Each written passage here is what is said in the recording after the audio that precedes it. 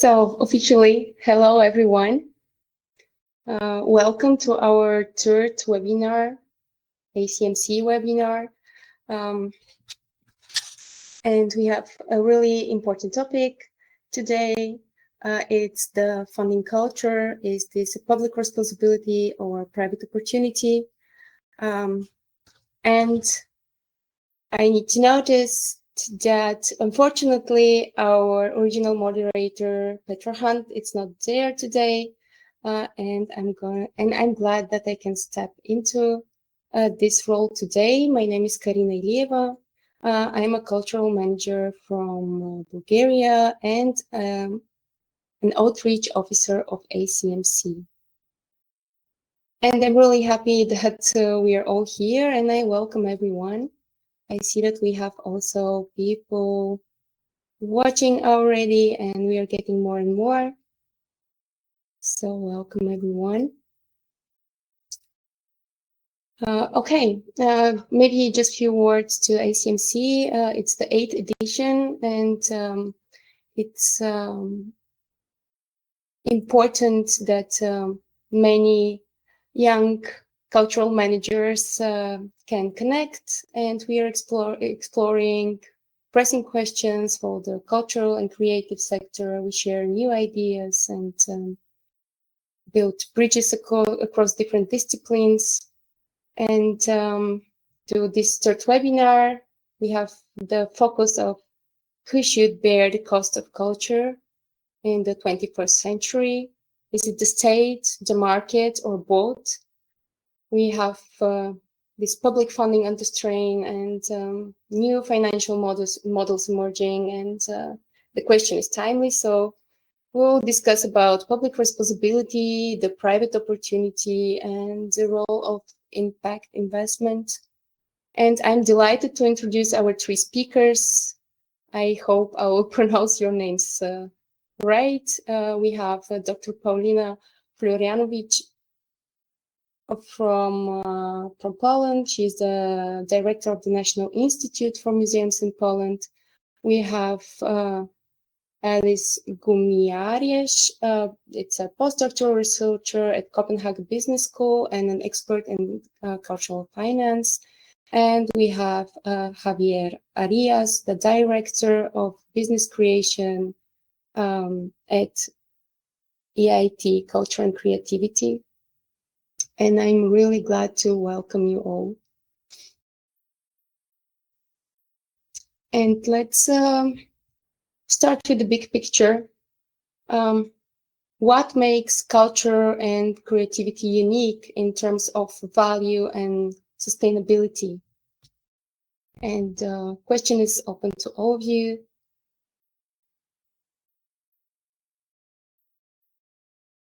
If someone wants to start.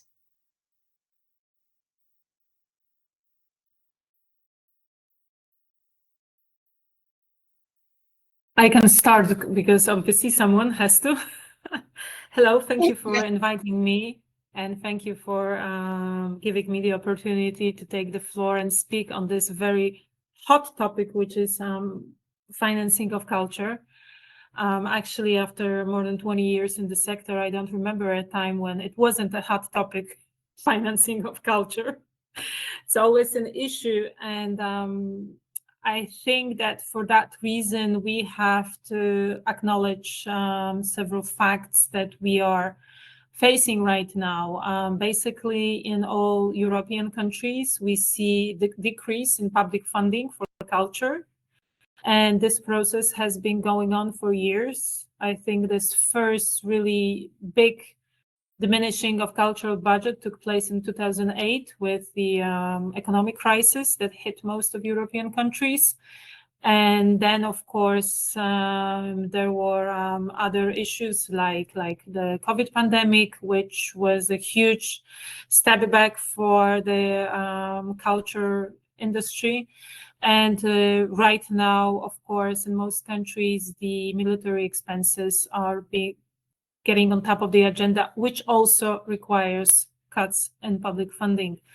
Therefore, I'm afraid that we are in an inevitable process of diminishing this public funding. And in order to keep the culture going, we have to think of alternative sources.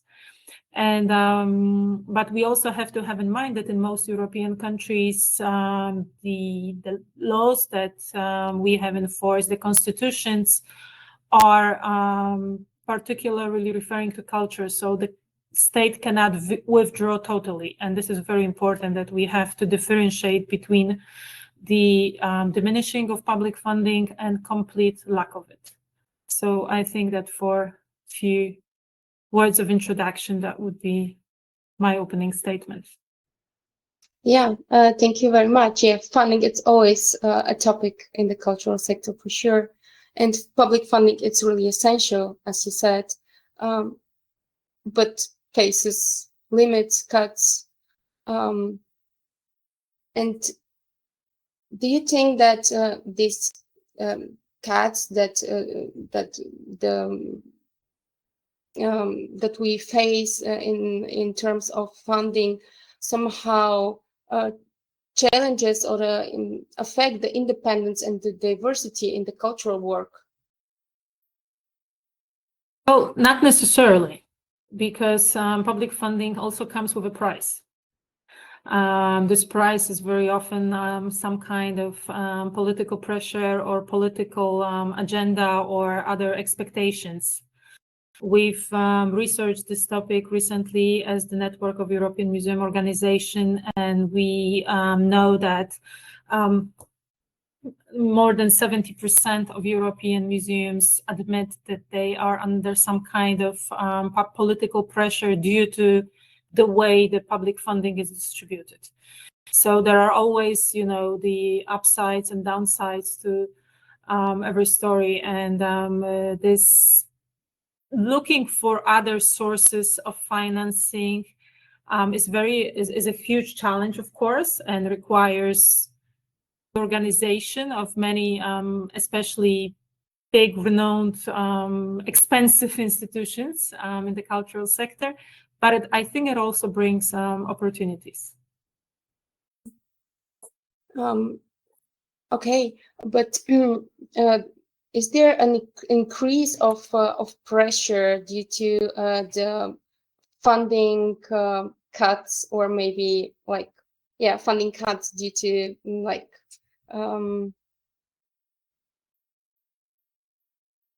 I don't think this pressure comes from the cuts. I think this pressure rather comes from the polarization of European societies and higher political expectations regarding the cultural sector, which is extremely sensitive to all kinds of political, not to mention ideological issues, and that's why this pressure is more due to polarization than I think to the actual economic situation. And can you feel also in our organization this pressure and this polarization is getting more in the recent years or in the last time? I can refer to the results of the NEMO barometer, which covered all willing to participate in it museums in all European countries, those being part of EU and also other European countries. And what has been clearly our conclusion from this webinar, that this process takes place in every single European country. So, and regardless of which political wing is at power in a given country. And that makes it more reasonable to search for alternatives, how we do fund culture. I think it's inevitable. I think it's inevitable. And also with other challenges like AI and the development of new technologies and completely new expectations of the young generation from culture, I think that this change in the public area is just a must. But I'd be happy to hear some other participants' views on this. Yeah, of course. Yeah, maybe I can chip in here a little bit. So from our perspective, so I represent the IT Culture and Creativity. So we are an institution funded by under the European Commission to support the innovation and technology development in culture and creative sectors. And I know that, of course, like many things that are happening in the world right now, it looks very doom and gloom.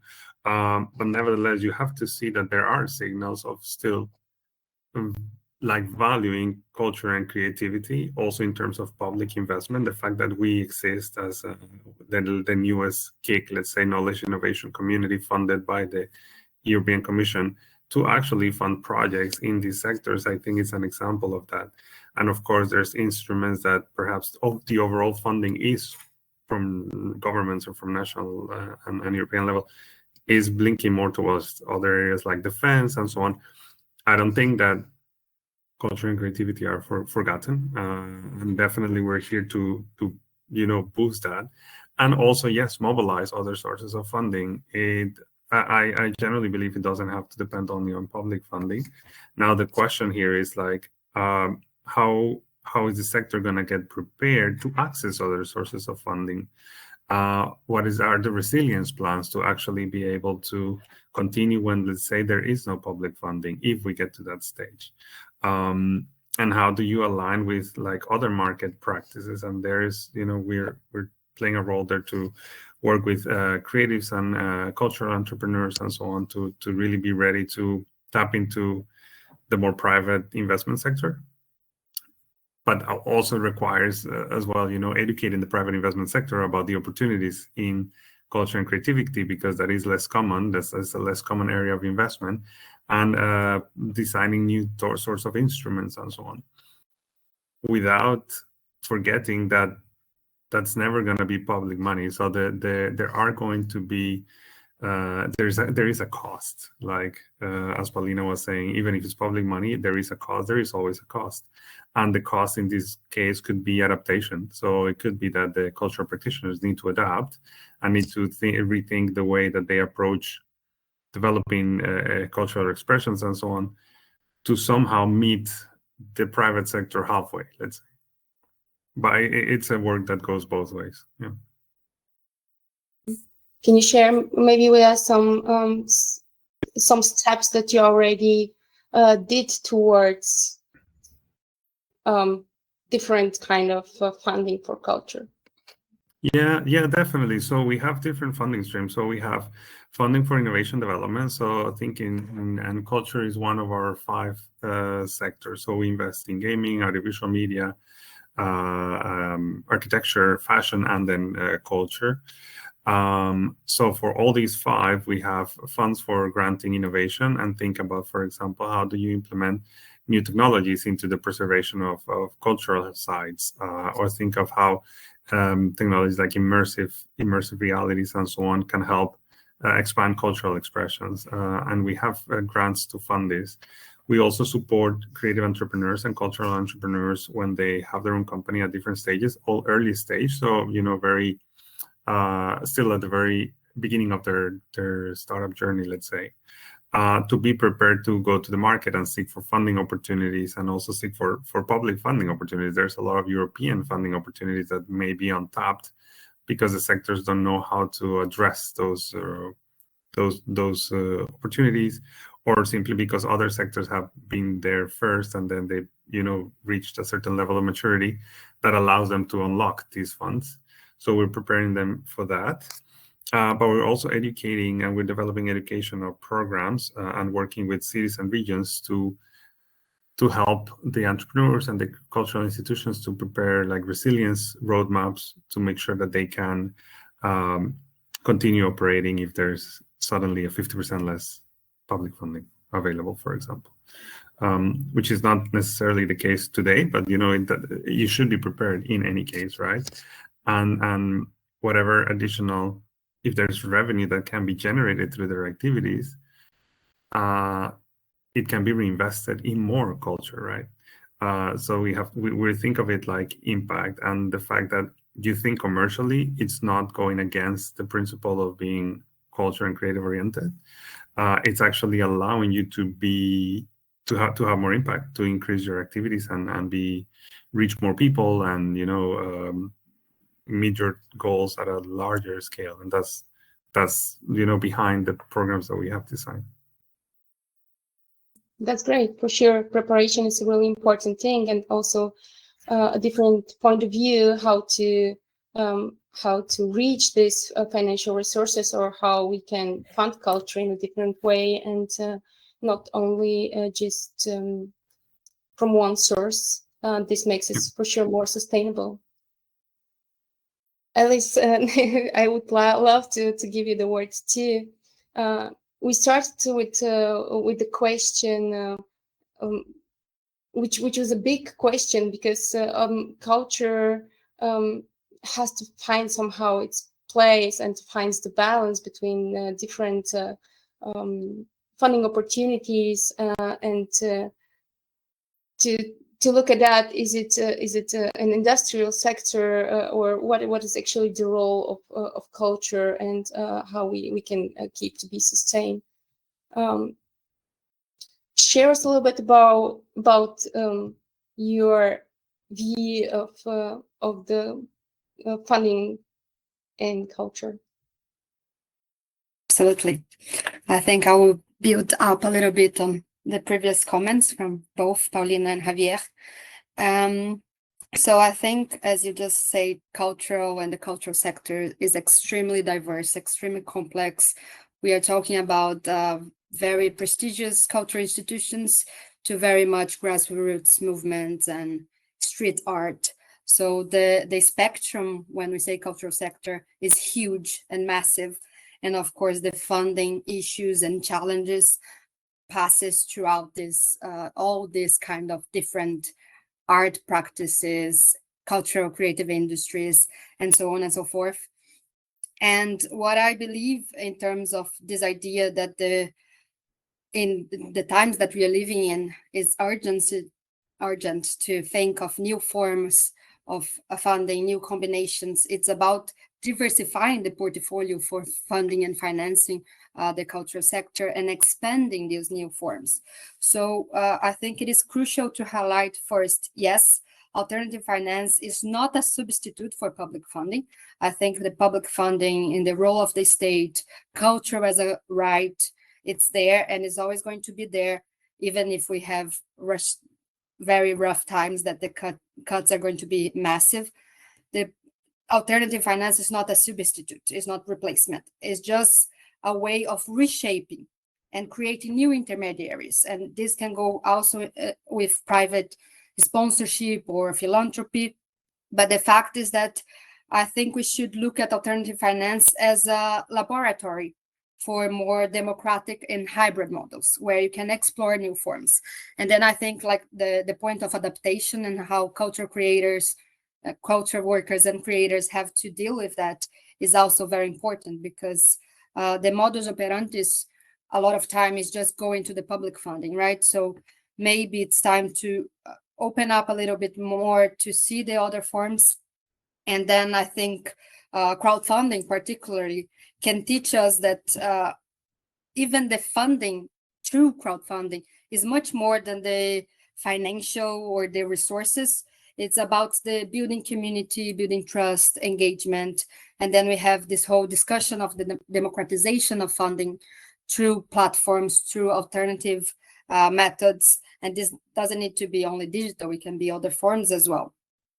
So one of examples that I think is very crucial for the times that we are living is matching funding mechanisms, where you can have combinations from private, public, and citizens getting together to leverage the impact of cultural projects.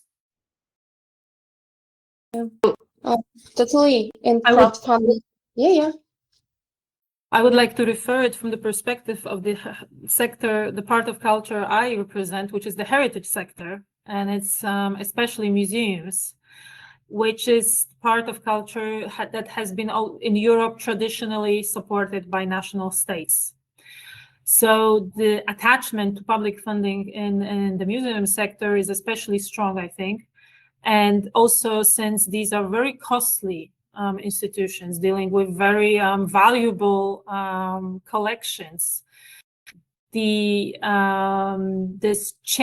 shift to mixed model of funding, because I absolutely agree that the diversity of forms of funding does not and cannot substitute public funding. There always will have to be some big part of public funding, especially in case of supporting such expensive institutions.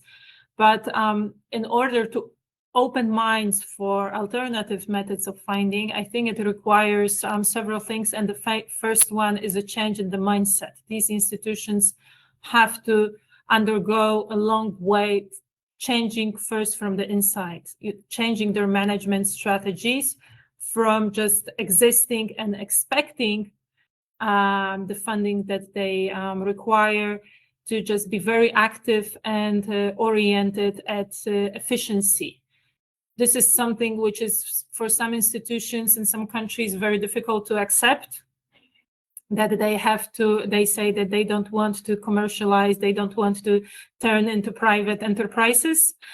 But it doesn't necessarily have to mean, losing any of the content, any of the value of their work. It just means that they have to really reconsider what are their actual needs, what is the actual costs that are inevitable, that they have to have coverage for, and what are the different sources of income that they can get. We know from economy that if there is less public funding, that usually empowers philanthropy. If we have a lot of public funding, the philanthropy ceases to exist because societies expect that this is the obligation of the state to take care of it. If there is no support, then the philanthropy will eventually develop. But as Javier said, we have to adapt on both sides. We have to teach the private sector about the value of culture, about the value of cultural heritage, about the value of museums to the society and to the economy as well. And on the other hand, we have to teach ourselves, the cultural practitioners, the heritage practitioners, the museum professionals, that this is just the way to go. If we look back 100 and 200, not to mention 500 years, there was no public funding. You had to find your own way of financing your cultural and creative activity. So this is really not something that's new. If I may add to that, so I'm 100% what Paulina is saying. I believe that one of the mindset switches that need to happen is also having a keen eye on what's happening in the market and understanding what is being funded, either by public funding or private funding, because as I said, there's still a lot of European public funding available and national public funding available that can be used towards innovation. And the cultural heritage sites, museums and so on, they can innovate and use this still public money to test new business models, right? And to test new revenue streams that are less linked to their traditional activities, but still relevant to their sector. And I think of one of our partners in our collocation center in Austria, which is the Belvedere Museum. They've done very interesting work in terms of innovation with NFTs and also gamification of the museum experience and so on, that can open new opportunities for revenue streams. And that's either, it could be privately funded, because that is what the private sector is funding at the moment, technology, innovation, and so on, or perhaps even publicly funded, right? So that's a way of bringing that resilience into the sector. But that requires, stepping outside of the traditional work that has to be done, which is a lot already, and thinking in a different way of doing things. Yeah. For sure, there are different levels depending on what kind of funding we are searching for, and what kind of cultural actors we are talking about. People who are more business orientated, or the artists who are searching also for funding for the art they're doing, or if we talk about big institutions who are used to be focused more on public funding and with the main issue to secure the culture and the values they have. But we see that there are going on many changes in our world, and we need to be more flexible and adaptive, and maybe to be creative in the creative sector to see how we can create it in a way that culture has still this value and can sustain, and maybe not to be all the time under pressure if it goes into this direction, and on the other way, maybe not to lose the values, concentrating just on alternative resources. Alice, you mentioned crowdfunding, and this is maybe a really interesting alternative for funding culture, because it's also really connected to communities. It means crowdfunding. It's also connected to the audience of the cultural institutions or organizations who are trying this way to fund, right? Are there other alternatives like that, or do you see or do you all see in a crowdfunding a way to fund your activities? I think whether it's possible and doable to have crowdfunding projects for especially all kinds of events or performances or things that are taking place here and now. I think that would be much more difficult if we imagine a crowdfunding campaign to have a restoration of a huge museum, let's say, or acquisition of a expensive work of art. We are not really there yet, and to be honest, I don't know of any crowdfunding campaigns for that kind of expenses. But of course, we have to explore all opportunities. But I think also another thing that we need in this regard is codes of good practices on how to attract private money to cultural sector, like codes of good conduct. And because in Europe, we have extremely strict policies on public funding. So most institutions are used to very, very strict regulations regarding where they take their money from and how they spend it. So they are often afraid to attract this private funding. They are afraid that they will be criticized for becoming too commercial. So I think that this is our role as policymakers to provide these rules, and also at the same time to respect the independence of cultural institutions. Because if the amount of public funding becomes smaller in the overall ratio of the budget, then this public control, the authorities' control, cannot be as strict.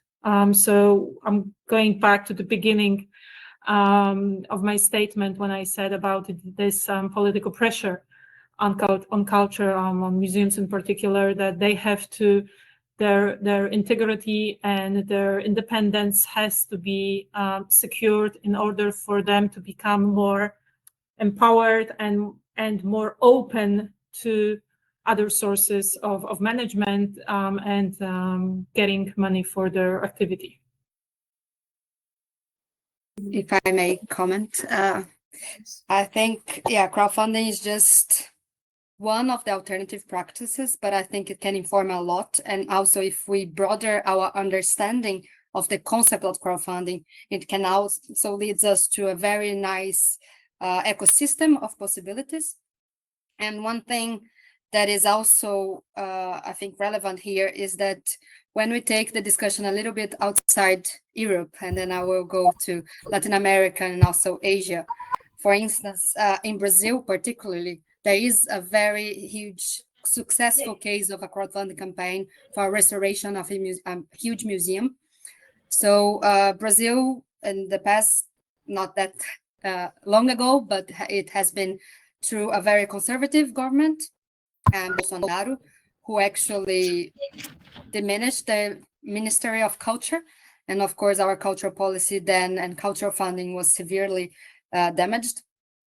And one of the things that gave a lot of space to crowdfunding was this seeing that culture is also political, and the communities that share certain values were so strong that they managed to build a crowdfunding campaign, not only for restoration of the museum, but also for a huge exhibition through this mobilization. So I think that the idea of crowdfunding or community finance, collective finance, is the idea of mobilization. So if you can really gather mobilization around this idea that culture and the value creation of culture is way beyond the economic value, is about social value, cultural values, and so on, you can see great things coming along. And one of the things within this case of the museum restoration is that companies also joined the crowdfunding movement. So this platform has a very nice layout of channels. So they have different channels, and the companies can put money as private investors together with the citizens, which multiply a lot what the resources that you're getting. And I think this case is very nice. And I know that Japan also has very nice cases of traditional cultural institutions engaging with emerging new alternative finance. And of course, then we have also to talk about the structure of the platforms, right? So which is the governance of the platforms? I know that in Spain, there are already platforms that are from the municipality. So then, of course, you don't have the fact that it's a business per se, but it's also something that is built within the cultural policy domain. So I think thinking of this governance of these alternative sources is very crucial. I would also add that it's good to learn from best practices across the different creative sectors, right? And gaming has done this very successfully in the past, and now, of course, it's more challenging because of how saturated the market is.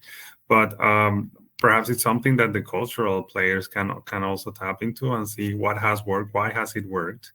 I know it's a very different context, and of course, there's a community and so on, but you can think of the basics like there is an incentive. You have, in the case of gaming, you have perhaps early access, or you get some sort of benefits as a contributor to the crowdfunding campaign. Can we replicate that in the cultural sector? Can we tap into, a community that is already engaged and somehow provide certain benefits when they do the crowdfunding? So it's not just, let's say, donation per se, but it actually has other triggers and other benefits for them. And I think, of course, the financial aspect is also very important, and that depends a lot on regulation. Do you get, is this going to be recognized as a donation? Not. Do you get tax benefits from it? And that's, I guess, the other side of it. If this is going to be an instrument that's going to be used more widespread, let's say. Well, hi. The heritage. Hello. I shortly take the floor only because I wanted to thank you all for joining and apologize for my 14 hours delay of flight, which actually makes me take this call and this webinar actually from 14 hours. I want to thank Karina a lot for stepping in on such short notice in order to welcome you and actually have you. I've been able to actually join, to listen in on all the pressure insights that you've been so kind and so gentle to deliver to us. And given that I have structured a bit the conversation, I wanted to ask if it was possible to ask some punctual question to each and every one of you, most notably with regards to Javier, if you could actually tell us more on why those 6 niche part of the cultural sector have been selected by EIT to actually invest in, and how was the selection made, what was cut out, and what was the rationale behind it. And then and again to Javier, if you want, we will start with you and then move on to the other 2 panelists. And then on the economy, actually on the idea of profits from culture actually funding culture, and this sort of virtuous cycle that could come out of what you the IT works and everything that comes with, because also I mean, we all believe in best practices, and also what I wanted to ask is also whether the IT is doing a lot. I mean, what is the IT doing for this best practice sharing element that we would be very willing to dive in to. Yeah, sure. Nice. Well, nice to see you, Petra, and hope you landed well. Yeah. So in terms of the sector, so we were founded in 2023 as the latest of these knowledge innovation communities. And we work on business plans and strategic agenda. So the strategic agenda is like our overarching guideline for activities. And because, of course, the funding is relatively limited, it increases over the years and then it goes down. That's the model. We had to make choices. Like we couldn't invest in all 13 or 14, depending which benchmark you choose, culture and creative sector. So we chose these ones. It doesn't mean that we don't work with others. So we have a community, we have a network. We're also involved now in the European Bauhaus, which expands then the architecture focus to a bit more like also outdoor, like urban interaction and societal integration and whatnot. But yeah, but it was basically we had to make choices so that we can make the best use of the funding available. And those were chosen for the first strategic agenda cycle, which is 2023 to 2027. It doesn't mean that it cannot change. So after 2027, we will have to develop another strategic agenda, and that will determine, are we continue supporting the sectors? Perhaps some of them are already advanced enough that we can say, no, they move into the next phase of private support mostly, and then we focus on others. And in terms of best practices, we have really started activities at the end of last year, beginning of this year. So we're building a community of practitioners, startups, scale-ups, innovators, and whatnot. However, from the get-go, from the beginning, we were founded by a consortium of partners from all across Europe, which includes a lot of cultural institutions, also educational institutions, and now more also companies, startups, and corporates. All of which are connected through our activities. So we have offices all across Europe, in Barcelona, in Vienna, in Helsinki, in Bologna, and so on. And we bring partners together digitally. So we have a platform that I'm happy to invite everybody to join, because on the first, let's say, entry level, it's even for free. And then, of course, we also have other categories that you can unlock certain features if you pay a membership to our association, but the entry point is for free, where you can connect with them. You can connect with all of them, and we're ranging from sector associations like the European Federation of Game Developers to, as I said before, museums. Develop Their Museum is one of our partners. Also startups in the different sectors. There's a lot of interesting innovation coming up in cultural heritage. So for anyone in the sector, I think it's very interesting to connect and see at least what's happening all across Europe, and perhaps getting inspired by that and see what can be a lesson learned that can be applied to their particular context. Of course, if they want to be more involved, we have calls, we have membership options, and so on, which means there's access to more activities. So that's of course always a possibility. Well, thank you. And Paulina, I was descending the plane while you were talking, so a bit hectic. But yes, I wanted to ask you, as the board member of NIMO and also director of the National Institute of Museum in Poland, I wanted to ask you whether you feel like there is a way that museums need to step up in order to be more economically viable and more economically independent from public funding, and whether this is feasible for all types of museum or only a certain part of museum, but while not independent, not completely independent, because as you rightly said, public funding will always be a main source of support. But then again, what can be done by museum in order to actually tap more into alternative ways of funding? And whether it's something that it's museum that needs to step up, or it's the alternative ways of funding that need to come to you.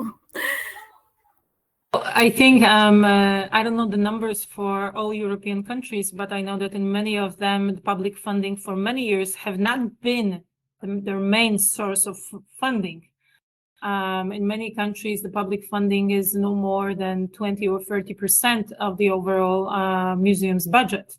So museums are very much oriented towards earning their own money, which is the best way, because this is something that is just money that they have as their own income, and they can use it. Do you know where is it tickets, or is it, for instance, gift shops? It's different things. It's tickets. It's renting space. It's providing opportunity to make movies, and organizing. I don't know.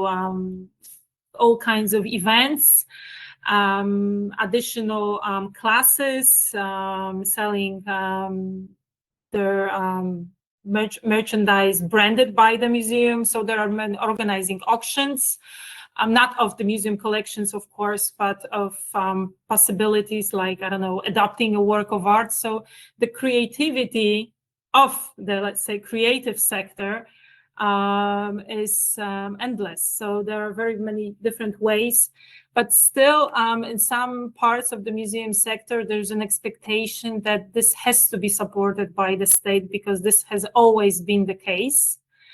And I think that where museums have already accepted everywhere the fact that they have to prove their economic and social value, but they are used to proving it towards the local authorities or the national authorities, that it's worth to spend public money on a museum, because every euro invested in a museum brings back a certain amount of revenue for the economy of the local city, region, country, whatever. Here, they have to change the mindset and think of their economic value in the market, more for themselves.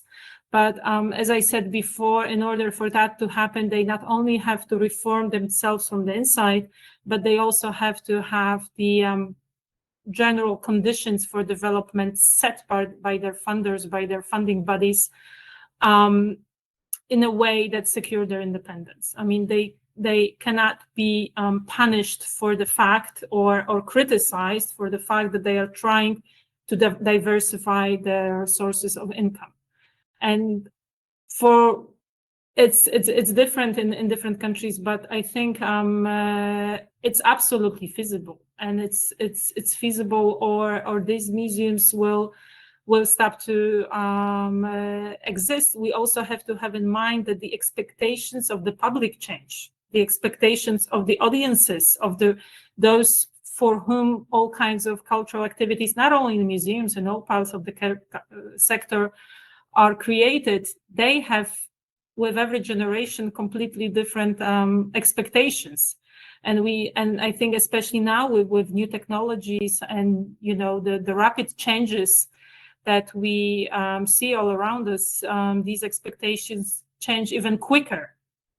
So it's not just about making an exhibition, putting artwork on the walls. That's not enough.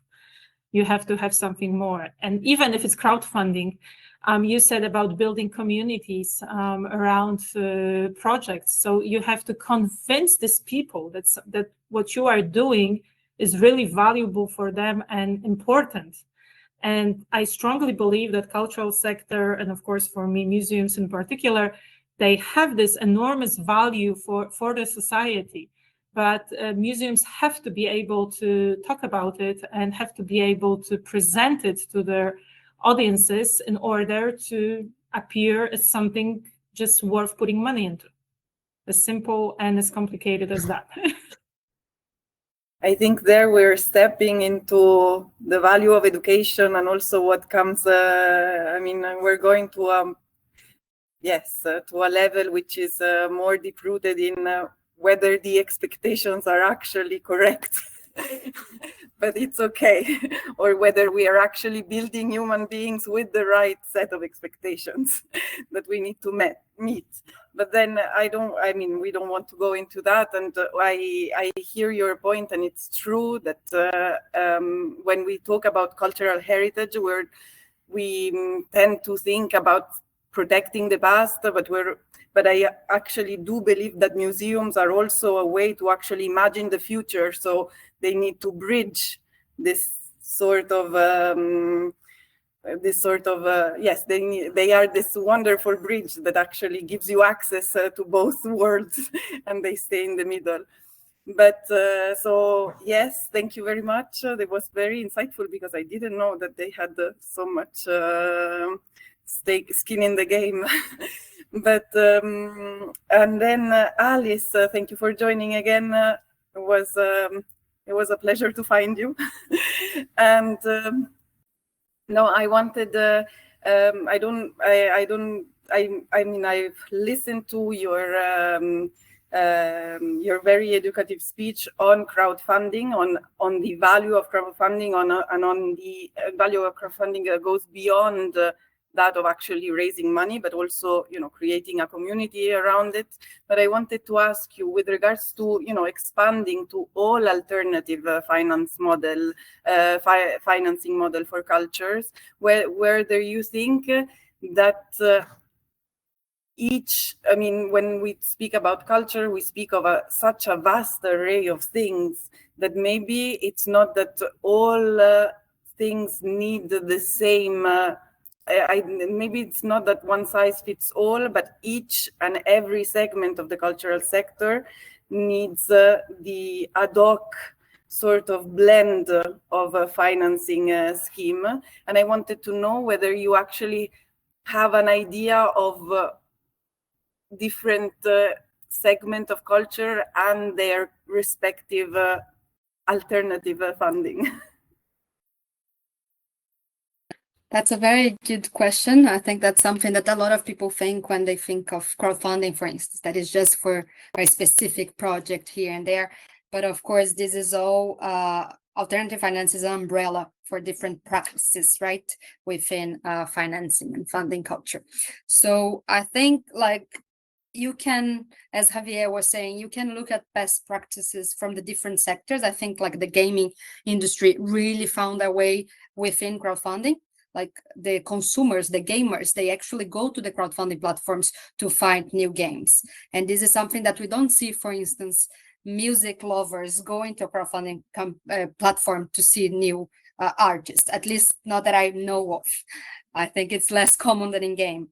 But of course, I believe that every sector can find a way in some alternative finance, depends on how they interpret and like change their mindset when approaching that channel, right? And then I will give an example of film production, for instance. Film production, there is building towards more a profitable way of approaching culture, and they see a market value. They will have the revenue from the screenings and so on and so forth. If they have this really clear business plan, they can go, for instance, for lending platforms. So lending platforms are more like more friendly than banks, but they function in the same way, right? They give a loan to this film production, and the loan is going to be paid back, but the loan is distributed among a lot of people who are willing to give this money and will receive with a little interest rate back. And this actually works. We have cases of film productions that are using lending crowdfunding. And same go to castles, very specific. Some castles are doing equity crowdfunding, so they share ownership of a castle. And like those kind of activities are happening. And I think we just really have to like broaden up our horizons to understand everything that is there and try to collectively think how we share this responsibility of the funding and finance. I think on top of actually understanding what it's there, I think there should be like, those hubs where people actually go to find those alternatives. I mean, EIT, for instance, but but I just don't want you to brag too much. But yes, Yeah. so yes, so No, if I those may, kind of, Petra, if I may, that's definitely part of our mission. I was also reminded we're still at the beginning of this journey, so that's why we're working on mobilizing and bringing the different resources together and creating that database of alternative funding mechanisms. But also, as I was saying at the beginning, there's still a lot of public funding available that sometimes is untapped. Because there's lack of awareness of how to access it, or maybe the processes are challenging. So we also have a mission to prepare the sectors to unlock public, extra public funding, unlock private funding, of course, and then, as you said, like put everything together in one place. So that's coming. It's coming. It's not there yet, but it's coming. Last thing, I wanted for all of you to actually give some views on impact investing and possibly the struggles of culture to actually prove impact, if there are. And I mean, I would like for the floor to actually comment on this and how to actually, how investors can be given measurement of the impact of culture when it's so intangible and so difficult to, I mean, except for those things that EIT selected. But again, culture goes far beyond this reach. And I think that, I believe that impact investment has a role to play in the financing culture game, but still with regards to metrics and measurements yes, the layout for investors, we're a long way to go. And I want your input. So I don't think that this is something new for the cultural sector, actually. I mean, evidence-based strategies have been in place in the cultural sector for many years, and all kinds of statistics, factors of impact measurement or KPIs are something that I think cultural sector is already used to. They are required for every public funding application. They are required for reporting for the authorities.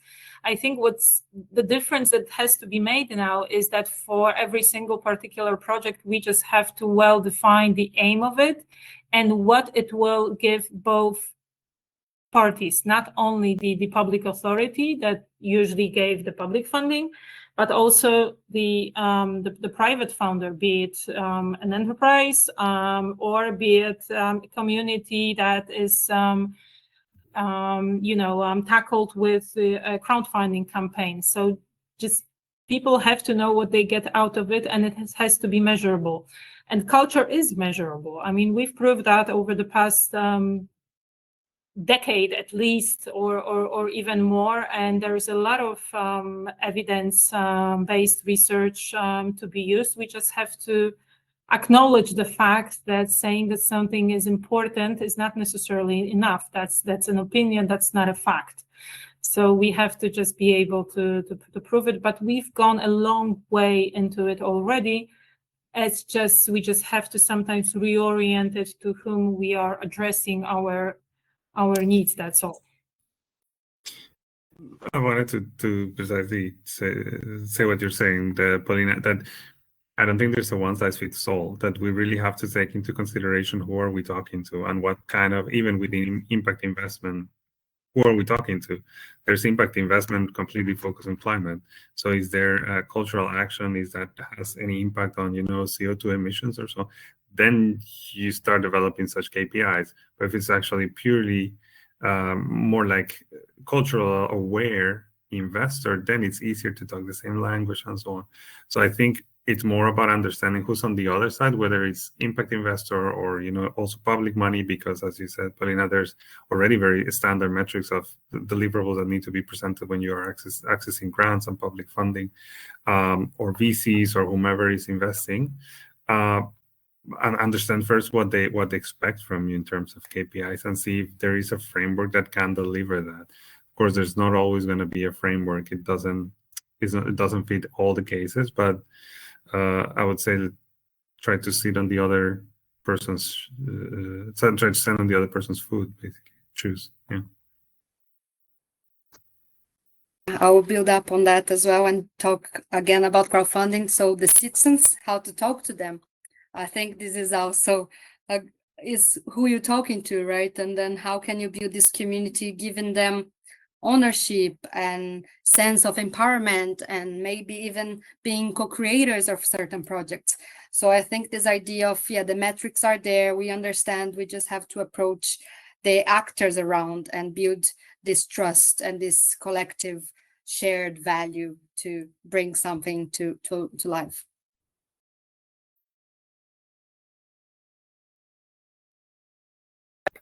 Yes. Wow. Wonderful. I think, I mean, we're almost out of time. So I was looking whether there were some Q&As, but I didn't call for them, and I'm not sure we did before. So I think if you want, just, well, okay, maybe the poll is a bit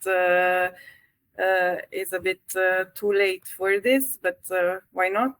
For our audience, we have a few polls. If you want to answer it, we would like it. Thank you for joining this webinar, by all means. And I just wanted, so just a few words from each one of you, just to close up the webinar, and tell us more about what you see for the future in terms of, in 10 years' time, what will be the funding of culture like, the funding landscape of culture like. And even if you don't know, you can make it up. I think it will be diverse. If you want one word, it would be diverse.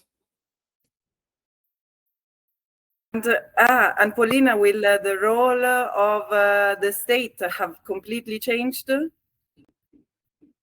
Well, of course, it's very risky, to try to tell the future. I'm not gonna come to you in 10 years. But I think that, and I hope that the state will not withdraw completely from funding culture, and not at least the heritage sector, which is crucial for who we are. But we have, as the sector, we all know that culture is important, but it's important that we can explain why is it so.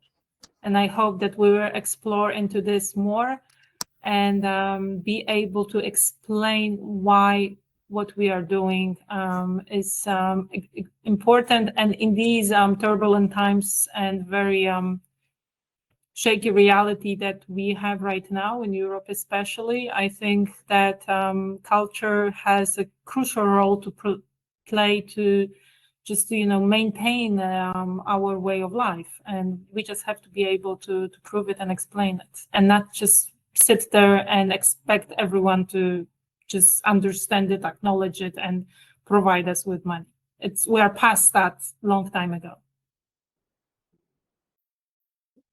Yeah.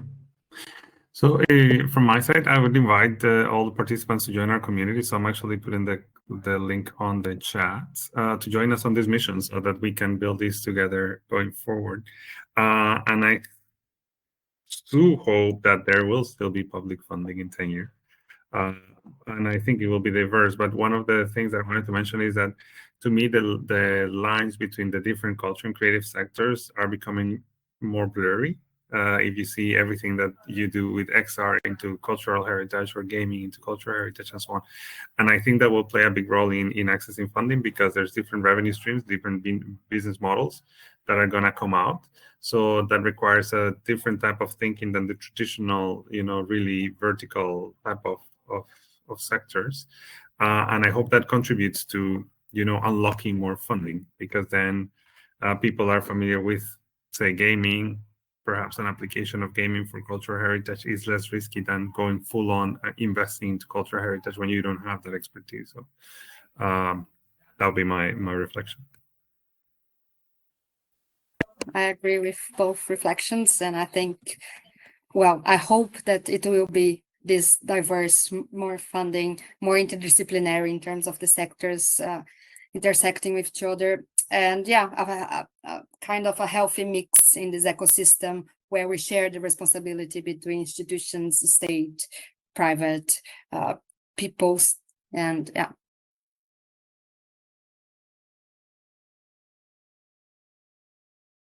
Thank you. It was wonderful. And yes, I think I got out of you what I wanted and more. So I will gladly close the webinar. I'm thanking all the panel, all the speakers that have come, Karina, to have supported me through thick and thin, and I really hope that this webinar will actually help a lot of, I know that we have a lot of attendees. I will be aware of the full number later today, and after the webinar, and they will tell us, and I will share it with you. But I am sure this was very useful for not only for me, that I'm grateful, but also for everybody else. Thank you very much for joining and for being available. Thank you for the question and for everything that you shared with us. I think it's really important, and it's maybe also interesting to see what are the results of the poll we put online, because I think a lot of the topics that we talked about are seen by our audience. But can you see the result? I don't see it. Okay, go on. Oh, I'm sorry. Because I don't see it. Okay, because yeah, you can click on the poll. There's a small sign. No, but I think it's only you. Well, go on. For sure. When we ask, yeah, we see it. Private capital, crowdfunding, or what are the best alternatives? Private capital and crowdfunding and impact investment are mentioned as really important. And also, as we talked at the beginning, I have to go back, but to the question, what you see as the main weakness of public funding for culture, the political pressure is 100% in the answers. So it's like important that we look into the future to that and be aware of that, and really to find maybe the diverse funding for the culture to stay sustainable. And if we are talking about the values of culture and how we communicate that, of course, we need to know that if we are talking about public funding, of course, maybe we need to know all the numbers and to direct it in, like, to address it in this way. But if we are talking about the value of culture to our audiences, it's a part of education that maybe the cultural sector has also as responsibility towards. Yeah, thank you for sharing everything. I hope you can see the other results, and thank you to all the audience that voted.